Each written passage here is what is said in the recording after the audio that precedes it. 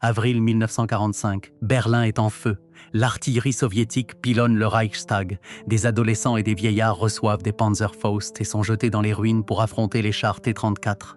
Hitler est dans un bunker, 15 mètres sous terre, en train d'épouser Eva Braun et de dicter son dernier testament politique à une secrétaire qui peine à suivre. Le Troisième Reich, censé durer 1000 ans, n'a plus que 9 jours à vivre, pendant ce temps, presque 2000 km plus au nord, dans le pays froid. Calme et presque entièrement intacte qu'est la Norvège, se trouvent environ 400 000 soldats allemands, nourris, équipés, en bonne santé, avec des chars, de l'artillerie, des U-boots dans les fjords. Certains d'entre eux, et je ne l'invente pas, prenaient leur dimanche. Le général qui les commandait s'en plaignait par écrit. Pendant que Berlin est réduit en poussière, la Wehrmacht en Norvège est essentiellement en longues, ennuyeuses et très froides vacances, 400 000 soldats. La population de la Norvège à l'époque atteignait à peine 3 millions d'habitants. Faites le calcul, environ un soldat allemand pour 7 Norvégiens, bébés et grand-mère inclus. Proportionnellement, c'était le pays le plus lourdement occupé de toute l'Europe. Et pas un seul de ces soldats ne fut envoyé au sud pour défendre la capitale du Reich. Pourquoi ? Pourquoi Hitler, un homme qui gérait personnellement la position de chaque division, qui refusait d'autoriser ses généraux à reculer d'1 centimètre à Stalingrad, qui lançait des enfants, des jeunesses hitlériennes contre les blindés soviétiques, pourquoi a-t-il laissé un groupe d'armées entier en Norvège à ne rien faire pendant que son pays s'effondrait autour de lui? C'est l'histoire que je veux raconter aujourd'hui, et elle n'est pas simple car il n'y a pas une seule réponse. Il y en a environ 5, et la plupart ont à voir avec un homme qui, à la fin, ne pensait plus comme un commandant militaire. Il pensait comme quelqu'un qui perdait la raison, avant de commencer, une petite précision. Les chiffres que vous entendrez pour la garnison allemande en Norvège varient entre 300 000 et 400 000 selon les sources et le moment exact de la guerre. Les deux sont corrects à leur manière. Le chiffre Wikipédia pour Festung Norwegen est d'environ 400 000 au pic. Britannica indique qu'Hitler a garnisonné le pays avec environ 300 000 pendant la majeure partie de la guerre. Le général Böhm a rapporté à Dönitz, tout à la fin, en mai 1945, un chiffre de 350 000 à 380 000 hommes organisés en 11 divisions et 5 brigades. Quel que soit le nombre choisi, le constat reste le même. C'était une armée énorme, complètement intacte et totalement gaspillée. Maintenant, trêve de préambule, commençons. Pour comprendre comment Hitler s'est retrouvé dans cette situation absurde, il faut remonter au tout début, en 1940. Quand la Norvège, petit pays neutre et paisible de Scandinavie avec un roi, un parlement et une industrie de la pêche, s'est réveillée un matin pour découvrir qu'elle faisait désormais partie de la Seconde Guerre mondiale. Le 9 avril 1940, 5 heures du matin, des navires de guerre allemands s'engagent dans les fjords norvégiens, des parachutistes allemands, les premiers jamais utilisés au combat, sautent sur les aérodromes d'Oslo et de Stavanger. Des destroyers allemands font route vers Narvik tout au nord. En quelques heures, tous les grands ports norvégiens, d'Oslo jusqu'à Narvik, à 1200 km des bases navales allemandes, sont aux mains des Allemands. L'opération s'appelait Weserübung, et la vérité est qu'elle n'aurait presque pas dû fonctionner. Pourquoi Hitler a-t-il envahi la Norvège en premier lieu? 2 raisons, essentiellement. La première était le minerai de fer. Je sais que cela semble ennuyeux, du minerai de fer.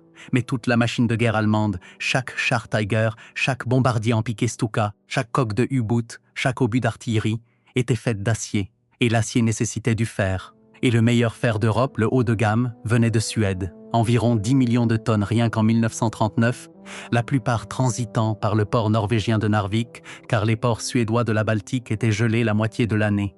Perdre la Norvège, perdre Narvik, perdre le fer, perdre la guerre, c'était l'équation à Berlin. La deuxième raison avait un nom, Winston Churchill. À l'époque, Churchill n'était pas encore Premier ministre, il était Premier Lord de l'Amirauté.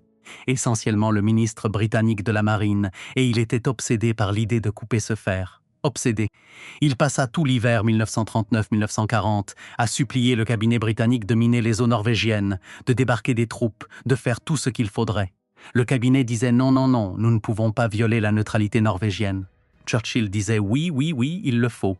Et en février 1940, quand un destroyer britannique poursuivit un navire ravitailleur allemand, nommé l'Altmark dans un fjord norvégien et l'aborda pour libérer des prisonniers britanniques, Hitler y vit la preuve que les Britanniques étaient sur le point d'envahir la Norvège à tout moment. Il décida donc d'envahir en premier, un petit détail qui mérite d'être mentionné. Le plan initial du chef de la marine allemande, l'amiral Raeder, appelé Studinor, prévoyait l'utilisation d'une seule division, une seule, et quand Hitler eut fini de l'agrandir, cela devint un corps complet avec troupes aéroportées et brigades motorisées. Ce schéma, où Hitler prenait un plan modeste et le transformait en quelque chose de gigantesque, va se répéter avec la Norvège tout au long de la guerre. La campagne de Norvège dura 2 mois. Les Norvégiens combattirent durement, bien plus que les Allemands ne l'avaient prévu. Les Britanniques et les Français envoyèrent un corps expéditionnaire pour les aider.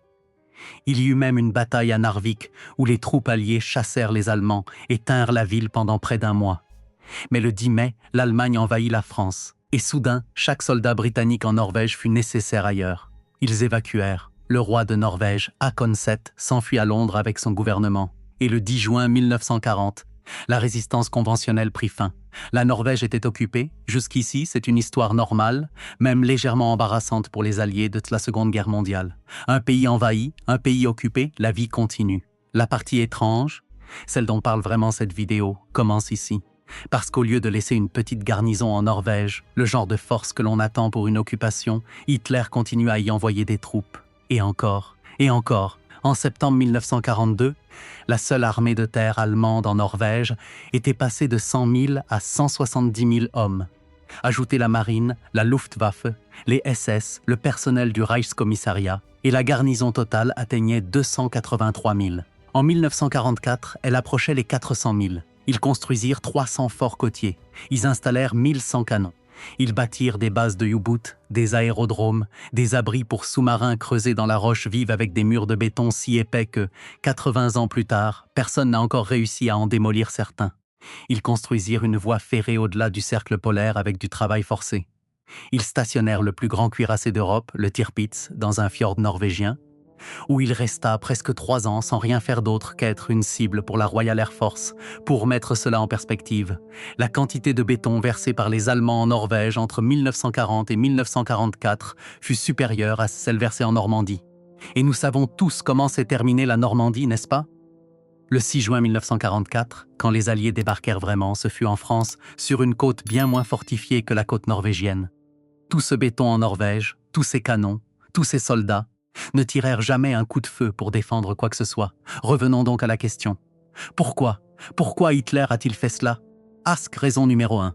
Hitler était obsédé par la Norvège, et je ne parle pas d'une obsession légère. Je parle d'une obsession totale. Il appelait la Norvège sa zone du destin.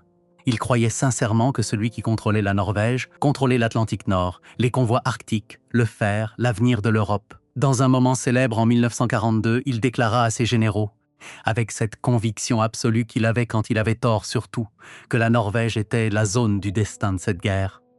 Ce furent ses propres mots, beaucoup d'historiens, et je pense qu'ils ont raison, soulignent que cette obsession avait moins à voir avec la stratégie qu'avec la façon dont la campagne de 1940 s'était déroulée. L'invasion de la Norvège avait été le premier véritable grand pari d'Hitler dans la guerre. Tout le monde, y compris ses propres généraux, pensait que c'était de la folie. Faire naviguer toute la flotte de surface allemande dans des eaux dominées par la Royal Navy pour débarquer des troupes sur une côte longue de 1200 km. C'était un coup de dé. Et cela avait fonctionné. Spectaculairement. Hitler ne l'oublia jamais. Pour le reste de la guerre, dans sa tête, la Norvège était sa victoire, celle qu'il avait remportée quand tout le monde disait non. Et il allait la défendre personnellement, sur ses cartes, dans ses bunkers, avec ses armées. Il y a aussi autre chose. Hitler, malgré son statut d'Autrichien qui avait peu voyagé dans sa vie, avait un étrange attachement romantique à la Scandinavie. Il pensait que les Norvégiens étaient racialement presque des Aryens idéaux. Il envoya d'énormes ressources au nord pour construire des villes allemandes entières pour ce qu'il imaginait être une future race des maîtres.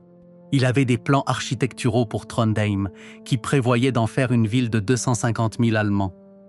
Il voulait une autoroute à 6 voies de Klagenfurt en Autriche jusqu'à Trondheim en Norvège, pendant que la guerre faisait rage, pendant que les Allemands mouraient de faim. Il dessinait des autoroutes à travers les fjords. C'est la première chose à comprendre sur la raison pour laquelle ces troupes restèrent en Norvège. Parce que l'homme qui prenait les décisions cessa, à un moment donné, d'être un stratège et devint quelque chose de plus proche d'un admirateur. Raison numéro 2. Les Alliés, surtout Churchill, continuaient à menacer d'envahir. Vous vous souvenez de Churchill? Le même homme obsédé par le fer norvégien en 1939? Eh bien, il devint Premier ministre en mai 1940, le même mois où la Norvège tomba. Et il passa les 5 années suivantes à harceler, supplier et ordonner à ses généraux de concevoir des plans pour envahir la Norvège. Son chef d'état-major, le maréchal Alan Brooke, qui tenait un célèbre journal, en parla constamment. Churchill réclamait sans cesse ce qu'il nommait l'opération Jupiter, une invasion du nord de la Norvège pour la libérer des Allemands. Alan Brooke lui répétait que c'était une très mauvaise idée. Churchill lui ordonnait quand même de la planifier. L'opération Jupiter n'eut jamais lieu. Mais les plans continuaient de fuiter vers les services de renseignement allemands. Tous les quelques mois, les espions d'Hitler rapportaient un nouveau plan britannique, un nouveau raid de commando, un nouveau mouvement de flotte, et Hitler réagissait en envoyant davantage de troupes au nord. Les Britanniques le savaient. Ils savaient qu'Hitler réagissait comme le chien de Pavlov chaque fois qu'ils éternuaient en direction de la Norvège. Ils commencèrent donc à le faire exprès. L'exemple le plus célèbre fut l'opération Fortitude North en 1944. Les Britanniques créèrent une armée entièrement fictive en Écosse, appelée la 4e armée britannique, avec de faux échanges radio, de faux bateaux de débarquement en contreplaqué, de faux feux de camp allumés par de petites équipes de soldats marchant avec des torches, de faux journaux rapportant de faux exercices, de faux mariages entre faux soldats britanniques et faux écossaises dans de fausses églises de village. Rien n'existait. La 4e armée était un fantôme. Son but était de convaincre les Allemands que les Alliés allaient envahir la Norvège à l'été 1944 et cela fonctionna, magnifiquement. Si magnifiquement que le jour J, le 6 juin 1944, lors du véritable débarquement en Normandie, Hitler garda 13 divisions en Norvège, attendant une invasion qui n'arriverait jamais. 13 divisions, environ 200 000 hommes, juste là, à regarder la mer vide. Certains historiens du Narvik War and Peace Center ont soutenu, et je trouve cela assez convaincant, que Churchill avait essentiellement piégé Hitler pour qu'il construise Festung Norwegen. Il passa 5 ans à agir comme s'il était sur le point d'envahir. Hitler passa 5 ans à se préparer à une invasion qui n'aurait jamais lieu. Et chaque soldat, chaque canon, chaque tonne de béton envoyée en Norvège était un soldat, un canon et une tonne de béton qui ne seraient pas en Normandie, ni sur le front de l'Est, ni en Italie, ni à Berlin. C'est, quand on y pense, l'une des plus grandes supercheries stratégiques de toute la guerre.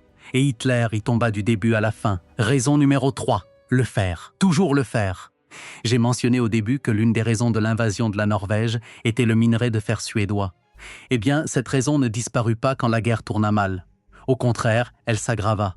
À mesure que la guerre s'éternisait, l'industrie allemande devint de plus en plus dépendante du fer qui transitait par Narvik. En 1944, ils importaient environ 10 millions de tonnes par an. Et presque chaque tonne descendait le long de la côte norvégienne si Hitler retirait ses troupes de Norvège. 2 choses se produiraient, toutes 2 catastrophiques.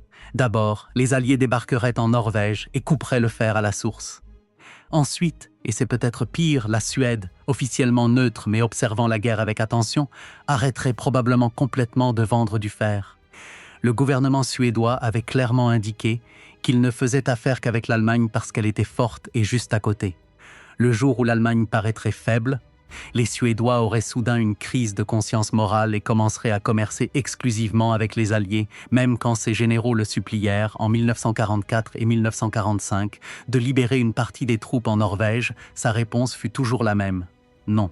Le fer. Le fer. Le fer. Nous avons besoin du fer. Voici maintenant la plaisanterie macabre de tout cela. À la fin de 1944 et certainement en 1945, l'industrie allemande était tellement bombardée par les Alliés qu'elle ne pouvait de toute façon plus traiter tout ce fer. Les hauts fourneaux étaient en ruine, les usines étaient en ruine, les voies ferrées qui transportaient l'acier étaient en ruine. Hitler protégeait un approvisionnement en fer pour une industrie qui n'existait plus. Il gardait la vache longtemps après que l'abattoir eut brûlé. Mais il ne le voyait pas ainsi. Pour lui, le fer était la guerre, la Norvège était le fer, et donc la Norvège devait être tenue, avec 400 000 soldats, pendant que Berlin brûlait. Raison numéro 4. Le Tirpitz, les U-Boots et les convois arctiques. Celle-ci est une véritable raison militaire, pas paranoïaque. La Norvège offrait à l'Allemagne une côte donnant directement sur l'Arctique, et l'Arctique était la route par laquelle la Grande-Bretagne et les États-Unis envoyaient des millions de tonnes de fournitures à l'Union soviétique. Chars, avions, camions, nourriture, carburant, tout ce dont l'armée de Staline avait besoin pour continuer à combattre les Allemands sur le front de l'Est. Ces convois, le célèbre Murmansk-Rhön, passaient le long de la côte norvégienne. Hitler stationna donc son plus grand navire de guerre, le Tirpitz, le sister ship du Bismarck, dans un fjord norvégien. Il stationna des escadrilles de U-boot dans des abris creusés dans les falaises à Trondheim et Bergen. La Luftwaffe effectuait des missions de reconnaissance et de bombardement depuis les aérodromes norvégiens. Et chaque convoi allié en direction de Mourmansk devait se frayer un chemin à travers tout cela. L'exemple le plus célèbre, et l'un des pires désastres alliés de la guerre, fut le convoi PQ-17, à l'été 1942. L'amirauté britannique apprit que le Tirpitz avait quitté son fjord et se dirigeait vers le convoi. Ils paniquèrent, ils ordonnèrent au convoi de se disperser. Les escortes se retirèrent et il s'avéra ensuite que le Tirpitz n'avait jamais quitté son fjord. C'était une fausse alerte, mais le convoi était déjà dispersé, les navires marchands étaient seuls. Et les U-boots et avions allemands les coulèrent un par un. Sur 35 navires, seuls 11 atteignirent la Russie. Le reste, et près de 200 marins avec eux, alla par le fond, le Tirpitz n'avait même pas tiré un seul coup de canon. Sa seule menace, la simple rumeur qu'il pouvait bouger, suffit à détruire un convoi. C'était la valeur stratégique de la Norvège. La Royal Navy passa 2 ans et d'énormes ressources à essayer de le couler. Mini-sous-marins, frappes de porte-avions, raids de bombardiers. Finalement, en novembre 1944, la RAF largua des bombes Tallboy sur lui et il chavira. Avec lui, une grande partie de l'argument stratégique pour la Norvège disparut. Mais les troupes restèrent. Raison numéro 5, et c'est là que cela devient vraiment étrange. L'eau lourde et la bombe, la plupart des gens l'ignorent, mais la Norvège fut, pendant un bref moment, le pays le plus important au monde pour la physique nucléaire. Il y avait une seule usine, dans une petite ville appelée Vemork, dans les montagnes du Telemark, qui produisait quelque chose appelé eau lourde. L'eau lourde est de l'hydrogène avec un neutron supplémentaire, et il s'avère qu'on en a besoin pour construire un certain type de réacteur nucléaire, celui qui peut produire du plutonium, celui qu'on utilise pour fabriquer une bombe atomique. L'usine de Vemork était le seul producteur à grande échelle d'eau lourde au monde. Et en 1940, quand les Allemands envahirent la Norvège, l'usine tomba entre leurs mains. Soudain, le programme d'armes nucléaires nazi, qui existait, qui était réel, qui comptait parmi les meilleurs physiciens du monde dont Werner Heisenberg, avait une voie vers la bombe. Les Britanniques, en collaboration avec des commandos norvégiens, menèrent certaines des opérations de sabotage les plus légendaires de la guerre pour détruire l'approvisionnement en eau lourde. L'opération Gunnerside, en février 1943, quand 6 Norvégiens à ski traversèrent un plateau gelé à moins 30 degrés Celsius, infiltrèrent l'usine, placèrent des explosifs et ressortirent sans tirer un coup de feu. La destruction du ferry Hydro en 1944, quand les Allemands tentaient d'expédier les derniers barils d'eau lourde hors de Norvège. Ce sont des histoires sur lesquelles je ferai peut-être un jour des vidéos entières, car elles le méritent, mais le point pour nous aujourd'hui est celui-ci. Hitler savait que la Norvège était stratégiquement importante, non seulement pour le fer et les U-boots, mais pour la bombe qui, dans sa tête, pouvait encore gagner la guerre. Il l'atteint donc, avec tout ce qu'il avait, même quand il n'avait plus rien. Nous arrivons maintenant au climax de cette histoire. Avril 1945, Berlin est encerclé par l'armée rouge. Hitler est dans son bunker. Il lui reste peut-être une semaine à vivre. À l'intérieur de la chancellerie du Reich, des généraux tirent des flèches de contre-attaque sur des cartes pour des armées qui n'existent plus. Le groupe de secours de Steiner, qui compte 6 hommes et une machine à écrire. La 12e armée de Wenck, qui se fait déchirer à l'ouest de Potsdam. Hitler ordonne à des divisions imaginaires d'attaquer des positions imaginaires et hurle quand personne ne peut le faire, est en Norvège, 6 brigades et 11 divisions. 350 000 à 380 000 soldats, selon le décompte, 11 divisions. Avec des chars, avec de l'artillerie, avec de l'infanterie entraînée, équipée, approvisionnée. Certaines unités étaient considérées parmi les plus reposées de toute la Wehrmacht, car elles avaient passé 4 ans à ne rien faire. Elles avaient des munitions, elles avaient de la nourriture, elles avaient les meilleures fortifications d'Europe. Un trajet en train d'Oslo à Berlin, en 1945, prenait environ 30 heures. Même avec les perturbations de la guerre, il était tout à fait possible de déplacer des forces importantes vers le sud par mer et par rail en quelques semaines. L'état-major général allemand suppliait Hitler depuis des mois de libérer certaines de ses divisions, de les envoyer sur le front de l'Est, de les envoyer défendre Berlin, de combler les brèches sur le front ouest. N'importe quoi. Hitler disait non, toujours non. La même réponse qu'il avait donnée pendant 5 ans. La Norvège est trop importante, les Alliés vont envahir, le fer, les U-boots, le destin. Non, il existe une histoire, et je tiens à être clair. C'est l'une de ces histoires qui est probablement en partie vraie et en partie légende, selon laquelle fin avril 1945, alors que les obus soviétiques tombaient déjà sur le jardin de la chancellerie du Reich, quelqu'un, peut-être Bormann, peut-être Jod, suggéra une dernière fois que la garnison de Norvège soit ramenée au sud, et Hitler aurait répondu quelque chose comme « La Norvège sera la dernière forteresse ». La Norvège sera l'endroit où le Reich survivra, le Reichskommissar norvégien, un homme nommé Joseph Terboven, fanatique nazi s'il en fut, préparait également cela. Dès le début 1945, il préparait la Norvège comme le dernier bastion du Troisième Reich. L'idée était que, quand l'Allemagne tomberait, Hitler et la haute direction nazie s'envoleraient pour la Norvège. Ils tiendraient derrière Festung Norwegen, ils négocieraient. Ils survivraient, ils reviendraient, éventuellement. Dites à voix haute, c'est complètement fou. 350 000 soldats ne peuvent pas gagner une guerre que la Wehrmacht a déjà perdue. Ils ne peuvent pas vaincre les forces aériennes alliées combinées. Ils ne peuvent pas briser le blocus de la Royal Navy. Ils ne peuvent rien faire d'autre que prolonger les tueries. Mais Hitler, Terboven et Bormann, dans ces dernières semaines, ne prenaient plus de décisions basées sur la réalité. Ils prenaient des décisions basées sur un fantasme dans lequel le Troisième Reich pouvait encore survivre, quelque part, d'une manière ou d'une autre, puis, le 30 avril 1945, Hitler se suicida. Soudain, la garnison de Norvège cessa d'être un atout stratégique pour devenir un problème. Le plus gros problème unique que les Alliés devaient résoudre à la fin de la guerre en Europe, Karl Dönitz, le successeur choisi par Hitler, prit le pouvoir pour ce qui serait ses 23 jours environ à la tête de l'État. Il convoqua Terboven et le général Franz Böhm, le commandant des forces en Norvège, à Flensburg dans le nord de l'Allemagne. Dönitz leur dit, en substance, « La guerre est finie. Vous vous rendrez. Vous suivrez les ordres du quartier général. Ne résistez en aucun cas. » Terboven était furieux. Il préparait une dernière résistance depuis des mois. Mais Böhm, le vrai commandant militaire, était un homme plus pragmatique. Il retourna en Norvège et donna à ses troupes un ordre exigeant une obéissance militaire inconditionnelle et une discipline de fer. Traduction, quand l'ordre de capitulation arrivera, vous ne résisterez pas, mais c'est là que cela devient terrifiant. Parce qu'entre la capitulation allemande à Reims le 7 mai 1945 et la reddition physique réelle de la garnison de Norvège, il y eut une fenêtre d'environ 3 ou 4 jours où personne ne savait ce qui allait se passer. Il y avait 360 000 soldats allemands armés en Norvège.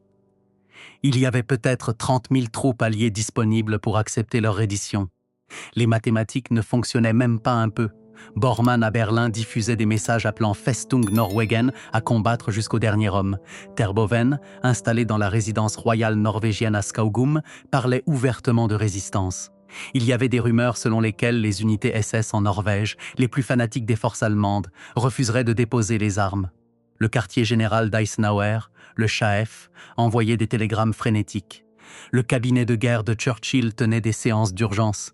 En Norvège même, le Milorg, la résistance norvégienne, avec environ 40 000 membres légèrement armés, se préparait à ce qu'il pensait être un massacre. L'opération britannique pour accepter la reddition fut nommée, avec un humour macabre approprié, l'opération Doomsday. La 1e division aéroportée, celle qui avait été décimée à Arnhem quelques mois plus tôt et était encore en reconstruction, fut chargée de voler en Norvège et de convaincre 360 000 Allemands de se rendre. Cela fonctionna. D'une manière ou d'une autre, miraculeusement, cela fonctionna. Böhme donna l'ordre de capitulation. La garnison allemande empila ses armes. La 1e division aéroportée débarqua à Stavanger et Oslo les 9, 10 et 11 mai 1945. L'acte de reddition allemand pour la Norvège fut remis le 8. La forteresse d'Akershus à Oslo fut remise à un officier de la résistance norvégienne nommé Terje Rollem le 11 mai. Le roi Haakon VII retourna à Oslo le 7 juin, exactement 5 ans après son départ. Un petit détail. Les Alliés manquaient tellement de troupes qu'ils durent réarmer certains des soldats allemands, les ennemis capitulés, pour aider à maintenir l'ordre dans les camps de prisonniers. Parce qu'il y avait des dizaines de milliers de prisonniers de guerre russes que les Allemands avaient détenus en Norvège, et ces Russes, compréhensiblement, voulaient se venger, et il n'y avait pas assez de soldats britanniques pour maintenir l'ordre. Ainsi, des parachutistes britanniques et des soldats allemands, qui essayaient de se tuer mutuellement une semaine plus tôt, finirent par travailler côte à côte comme policiers dans le nord de la Norvège à l'été 1945. Joseph Terboven, le fanatique Reichskommissar, l'homme qui avait voulu faire de la Norvège le dernier bastion du Reich, se suicida le 8 mai 1945. Il se fit exploser avec 50 kilos de dynamite dans un bunker à Skaugum. Jusqu'au bout, il voulut combattre et quand il ne put pas, il voulut disparaître d'une manière que personne ne pourrait mettre dans un musée. Revenons à la question de départ. Pourquoi Hitler a-t-il gardé toutes ses troupes en Norvège pendant que Berlin brûlait? La réponse est qu'il n'y avait pas une seule raison. Il y en avait 5 qui se chevauchaient. et chacune semblait raisonnable isolément, et tout ensemble donnait quelque chose de complètement déraisonnable. Il les garda là parce qu'il craignait une invasion alliée que les Britanniques simulaient. Il les garda là parce qu'il avait besoin du fer suédois, même quand ses usines ne pouvaient plus le traiter. Il les garda là à cause des U-boots, même après la disparition du Tirpitz. Il les garda là à cause de l'eau lourde, même après la disparition de l'eau lourde. Il les garda là parce qu'il était personnellement, émotionnellement, presque religieusement attaché à un pays qu'il n'avait jamais visité et qu'il appelait sa zone du destin. Mais la raison la plus profonde, je pense, celle qui sous-tend toutes les autres, est qu'en 1944 et 1945, Adolf Hitler n'était plus capable d'accepter des pertes. Nulle part. Pas sur le front de l'Est, où il refusait de laisser les armées reculer jusqu'à ce qu'elles soient encerclées et détruites. Pas en Italie, pas dans les Ardennes, où il gaspilla ses dernières réserves blindées dans une offensive sans espoir. Pas à Berlin.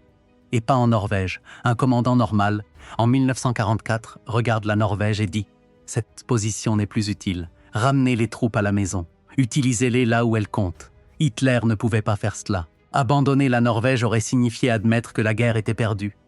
Et admettre que la guerre était perdue était la seule chose qu'il ne pouvait pas faire. Jamais, quoi qu'il arrive autour de lui. Ainsi, 350 000 soldats passèrent la dernière année de la guerre à garder des fjords vides, à manier des canons qui ne tirèrent jamais, à guetter un ennemi qui ne vint jamais. Pendant qu'à Berlin, des garçons de 15 ans avec des Panzerfaust étaient jetés contre des chars soviétiques. Pendant que le Reich s'effondrait, brique par brique, est l'ironie cruelle, le genre d'ironie que l'histoire vous offre parfois gratuitement, est que ces divisions de Norvège n'auraient probablement rien changé même si Hitler les avait libérées. En 1945, il était trop tard. La guerre était finie, les chiffres ne comptaient plus. Mais Hitler ne pouvait pas le savoir avec certitude, et il choisit, même à la toute fin, avec tout en flammes, de les garder là. Juste au cas où, la Norvège, le pays, paya aussi un prix pour tout cela. 300 forts côtiers, 1100 canons. Des camps de travail forcés où des prisonniers soviétiques, polonais et yougoslaves moururent en construisant des routes au-delà du cercle polaire. La ville de Kirkenes, rasée par les Allemands en retraite sur ordre de la terre brûlée d'Hitler. La moitié entière de la province du Finnmark, une zone plus grande que le Danemark, rasée. Des dizaines de milliers de Norvégiens mourant de faim pendant le dernier hiver de l'occupation. Tout cela pour qu'Hitler, dans un bunker 15 mètres sous Berlin, puisse croire quelques semaines de plus que la guerre n'était pas finie. Les 400 000 soldats en Norvège furent peut-être le plus grand gaspillage de forces militaires de toute la Seconde Guerre mondiale. Ils étaient le miroir parfait des dernières années d'Hitler, énormes, disciplinés, bien équipés et pointés dans la mauvaise direction. Aujourd'hui, on peut encore trouver les bunkers le long de la côte norvégienne. On peut encore marcher dans des emplacements de canons offrant des vues sur la mer du Nord si belles que les touristes s'arrêtent pour prendre des photos. Les canons sont silencieux. Le béton est fissuré. Des arbres poussent à travers les embrasures, mais ils sont toujours là, tous, comme une sorte de monument. Pas à une bataille qui fut livrée. À une bataille qui fut préparée, année après année, avec tout le poids du Troisième Reich derrière elle, et qui ne vint jamais. Qu'auriez-vous fait si vous aviez été l'un de ces soldats, assis dans un fjord norvégien en avril 1945, entendant à la radio que Berlin tombait, et sachant que vous étiez là, avec votre fusil, dans un endroit où il ne se passait rien, et où il ne se passerait jamais rien? Savaient-ils qu'ils avaient été oubliés? Savaient-ils qu'ils avaient été gaspillés? Voulaient-ils rentrer chez eux? Voulaient-ils combattre? Dites-le-moi en commentaire, car j'essaie de l'imaginer depuis des semaines maintenant, et je ne sais vraiment pas ce que j'aurais fait.